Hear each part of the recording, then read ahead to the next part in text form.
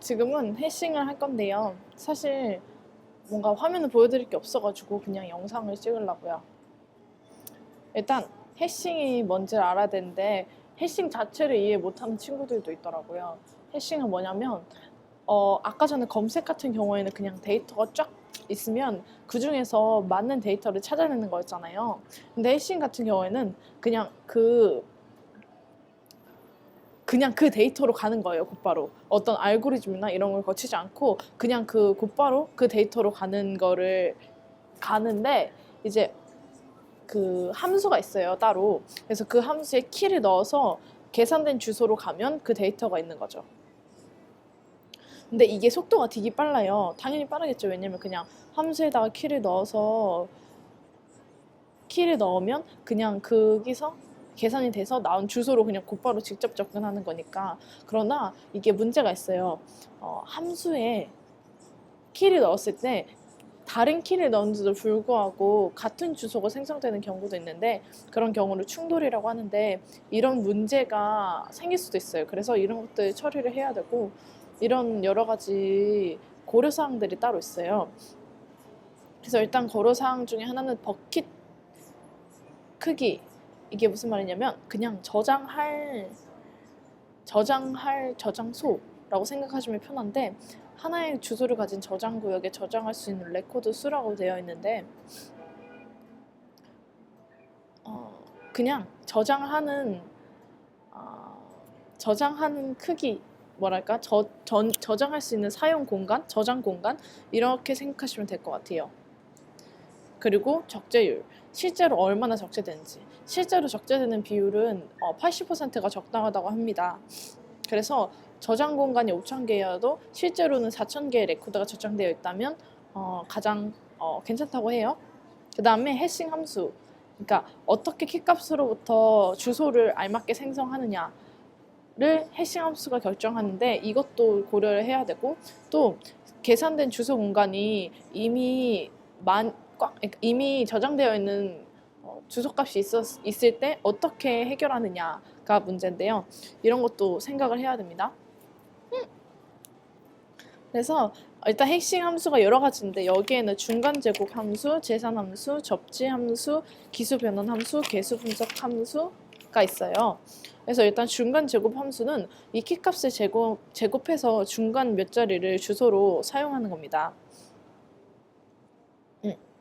그 다음에 계산 함수 같은 경우에는 재수라고 해서 특정한 조건을 만족하는 수를 약간 이 함수를 계산하는 그런 뭐랄까 키값으로 삼아서 재수로 삼아서 그 모듈러스 연산을 이용해서 주소를 구하는 거예요. 근데 재수의 조건이 있어요. 재수의 조건은 일단 전체 파일의 크기보다 재수가 커야 하고 소수 또는 이보다 작은 소수를 약수로 갖지 않는 비소수여야만 해요.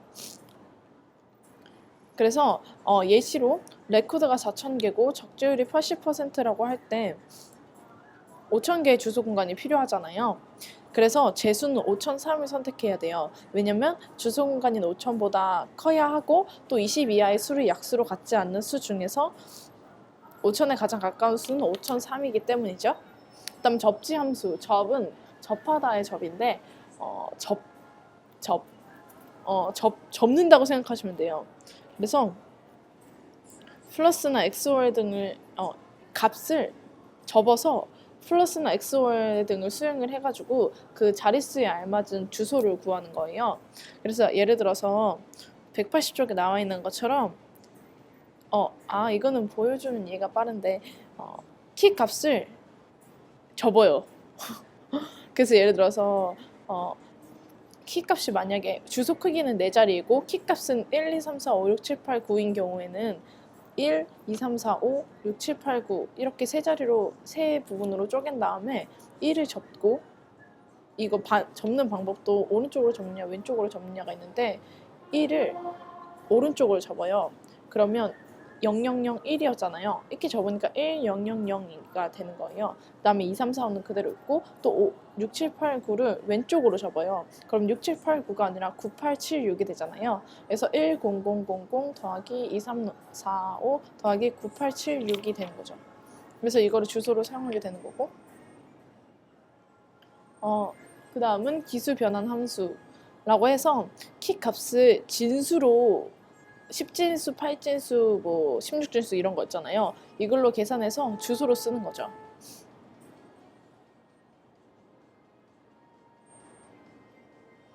키 값을 진수로 바꾸고 초과하는 높은 자릿수를 자르고 뭐 조정하는 거를 해가지고 일단 기수 뭔지 아시죠? 저희 기수 정렬 레딕스 소트 할 때 그 기수라고 생각하시면 되는데 이런 것도 있고 또 개수 분석 함수라고 해서 분포를 예를 들어서 그 키 값에 어떤 자리는 숫자 몇이고 어떤 자리는 숫자 몇이고 이런 거를 분석을 해가지고 균등한 자리부터 선택해서 주소로 사용하는 거예요. 그래서 그 균등한 자리가 균등하다는 거는 분포되어 있다는 거잖아요. 그렇기 때문에 균등한 자리부터 사용을 하면 그 키 값을 계산해서 나온 주소 값이 충돌이 일어날 확률이 적어지기 때문에 이런 거예요. 그래서 만약에 그 전체 저장하고 싶은 키 값의 분포를 분석한 결과 가장 균등한 자리가 100자리, 10자리, 만자리 순이라고 할 때 키 값이 53만 1879인 경우에 873이 된 거죠. 그 다음에 충돌 해결 방법이 있어요. 만약에 해시 함수를 통해서 그 주소가 나왔어요. 근데 이 주소에 이미 다른 게 저장돼 있어. 그럴 때는 어떻게 해야 되냐라는 거죠. 그래서 선형 조사라는 거는 그냥 처음부터 끝까지 쭉 본 다음에 가장 빨리 나온 빈 곳에 저장하는 거예요. 근데 이거는 지금까지 들어온 그 데이터들의 수만큼 또 계속 봐야 되잖아요. 그래서 이 시간이 좀 많이 돼요. 그래서 이거는 충돌 가능성을 높여주는 비효율적인 방법이라고 합니다. 다음은 독립 오버플로우 구역이라고 해서 따로 구역을 대비해 놔서 거기다가 저장을 하는 거죠. 근데 이것도 선형이에요. 그래서 그 오버플로우 공간에 저장을 할 때 또 선형 조사처럼 또 다른 시간이 되겠죠. 그래서 다음은 마지막으로 충돌을 해결하는 방법은 이중 해싱이라고 해서 만약에 1차에서 충돌을 발생하면 2차 해싱이 들어가는데 이게 무슨 말이냐면 아까 독립 오버플로우 구역이 있다고 했잖아요. 그 구역을 또 해싱하는 거예요. 그 구역에다가 저장하는데 또 해싱을 해가지고 해싱하는 거죠. 그래서 실제로 첫 번째 해싱을 해서 주소가 나왔어요. 근데 이 주소에 이미 들어가 있어요. 그러면 따로 이 레코드에 링크 구역을 둬가지고 이 링크 구역이 다른 오버플로우 구역을 가리키게 되고 이 주소로 가면 여기다 저장되어 있는 거죠. 근데 만약에 여기서도 또 그 충돌이 일어나면 여기에 링크 구역에다가는 그 충돌 난 애를 어디 넣을 건지를 따로 빼가지고 주소값을 넣어놔요.